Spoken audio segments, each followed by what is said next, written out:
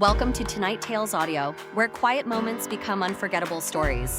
Sit back, relax, and let tonight's tale begin. A planet that does not exist. The electrical pulse passed through the ship at 7:43 in the middle of breakfast. The lights went out, the floor vibrated, the coffee machine gave a mournful beep and died. That was the detail that made the crew realize the situation was serious. A few minutes later, all five of them had gathered on the bridge. Captain Henrik was still holding his coffee cup, despite the fact that it was empty. Report.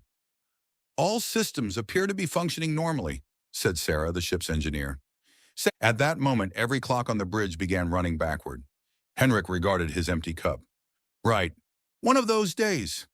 Before anyone could reply, the stars disappeared. A white light swept across the bridge and the entire universe seemed to draw a breath. Then everything became still. The stars returned, but they were not the same stars. Ahead of the ship hung a dark blue planet surrounded by silver clouds. Where are we? Henrik asked. Leo, the pilot, worked quickly at the navigation console. No idea. What does the computer say? The computer's pleasant voice filled the bridge. There is no planet ahead of the ship. The crew looked through the windows. The planet continued to exist, apparently untroubled by the news. Scan it again, Henrik said. The scan is correct. The planet does not exist. Henrik looked out of the window once more. It's taking the news remarkably well. They sent down a probe. On the main screen, they watched it descend through the silver clouds and land on a vast black plain. Its instruments reported solid ground, a thin but breathable atmosphere, and a temperature of 17 degrees Celsius. Confirm landing, Henrik said. That is not possible, the computer replied. The probe is not located on a planet. On the screen, the probe remained firmly on the ground. Can we land there? Henrik asked. The computer did not answer. A single message flashed across the display. Data, error. Henrik studied the words for a few seconds. Prepare to land. The ship descended through the silver clouds. Beneath them, the black plain stretched in every direction, perfectly smooth and showing no sign of life. The landing went suspiciously well. When the dust settled, they saw a solitary figure standing in front of the ship. He wore no protective clothing and did not seem particularly impressed by their arrival. Someone is waiting for us, Leo said. Henrik stood. At least that's polite. The airlock opened with a heavy click. All five crew members walked down the ramp. Henrik, Sarah, Leo, Dr. Lexi, and Sam, the ship's researcher. The atmosphere was cool and carried no scent at all. The stranger remained where he was, his hands folded behind his back. Welcome, he said. Who are you? Henrik asked. Ion. Is this your planet? Ion looked around as though he had never considered the question. For the moment. Our computer says it doesn't exist. Computers have many opinions. It is their least attractive quality. Henrik stepped closer. Did you bring us here? Ion smiled pleasantly. What makes a human believe that every event must have an intention? Can you send us back? Henrik asked. Of course. Do it! Ion began walking across the black plain. Soon. After a brief hesitation, the whole crew followed him. Why not now? Henrik asked. Why are humans always in such a hurry to return to places they were once in a hurry to leave? Henrik stopped. Are all your answers questions? Ion looked thoughtful. Is that a problem? He continued walking without explaining where he was going. The five crew members stayed close together. Around them there was nothing but black ground and a horizon that seemed unnaturally far away. Their ship remained behind them, yet it appeared to be growing more distant, even though they had barely walked 100 meters. Humans speak more freely when they believe they are going somewhere, Ion said. No one answered. He looked at Henrik. You spend much of your lives longing to be elsewhere, yet home is the first thing you seek when you become lost. Henrik glanced back at the ship. We prefer to choose when we get lost. Ion gave a faint smile and continued walking. You speak often of choice, he said, as though it makes you free. He stopped and looked across the empty plain. But most of your choices are shaped by things you did not choose.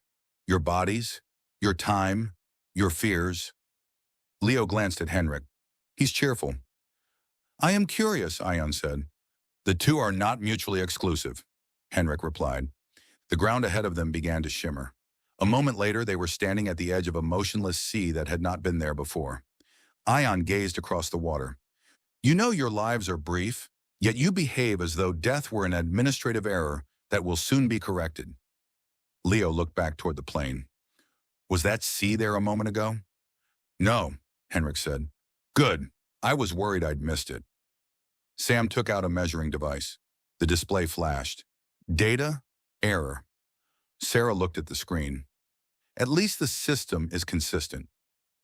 Lexi knelt and held one hand just above the water. Is it real? What would change if I said no? Ion asked. Lexi stood again. I would stop considering drinking it. Aeon turned back to the sea. Humans demand proof of what they see, yet defend what they believe without any proof at all. Sam put the measuring device away. That's why we brought a scientist. And yet you regularly ignore them. No one in the crew replied. Ion smiled faintly. Fascinating. The sea vanished as suddenly as it had appeared. Beneath Lexi's hand there was once again only black, dry ground. Ion continued walking. You say that truth is important, yet you build your societies upon agreements about which truths should remain unspoken. Politeness, Sarah said. Fear, Ion replied. Henrik studied him as they walked. The question sounded spontaneous, but Ion listened too carefully to every answer, as though he were taking notes without paper. Sam stopped and looked back at the ship. We're not getting any closer to anything. Ion turned toward them. Must a journey have a destination to be valuable? No, Sam said, but it is usually suspicious when someone else chooses the route. Ion's smile stiffened, just for a moment. Henrik noticed. We're going back to the ship, he said. Of course, Ion replied, but why do humans trust their suspicion more than their curiosity? No one answered. The crew turned toward the ship. Henrik looked at Ion, at his calm smile, his attentive gaze, and the way every question seemed designed to lead to another. You're not helping us, Henrik said.